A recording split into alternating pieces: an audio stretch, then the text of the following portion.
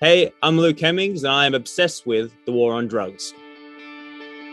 I first started being a fan of the war on drugs. I mean, I'd heard of them and I knew about them, but in COVID, through my producer Sammy Whitty on this album, he really got me into them, and I just fell into a deep hole of happiness and sadness. So with this band, the way they make, I don't know, the way they evoke emotion out of me and lots of other people, it's unlike anything that I have been a part of, I would say. I like the new one, Living Proof, because it's exciting because I am a newer fan of them that discovered Lost in the Dream and A Deeper Understanding, the last two albums. I discovered them in all their other back catalog, but so now being a fan and seeing new songs come out is exciting for me. So the new one, Living Proof, and I love Pain's probably my favorite song of theirs from A Deeper Understanding.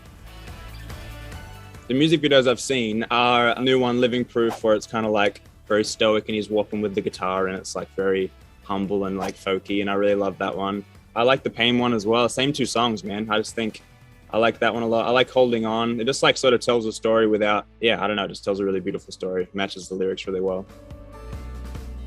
The war on drugs were a huge influence on this album, and I think the main thing that I wanted to garner from my album is evoking sort of a really hyper emotional state from people, and almost trying to, I don't know, evoke what they do for me. I don't know, it makes me feel things that other artists maybe don't pull out of me. So I really wanted to, that was a huge influence for me. And the guitar playing and just the feeling that you get from it, and all the guitar leads, and it's the atmospheric and ethereal and super grand stuff. I think it's super sonically amazing, and songwriting wise is really rad and classic.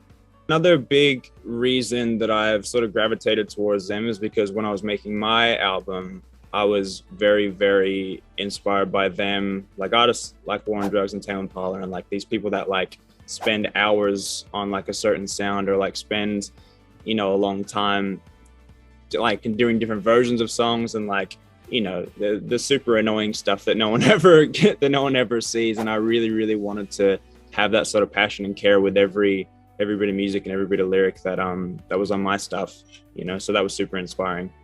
First time I'm going to see them live is whenever it's possible. I think they're playing shows soon, but we'll see how we go. Hopefully shows are on the way back, so I get to see them.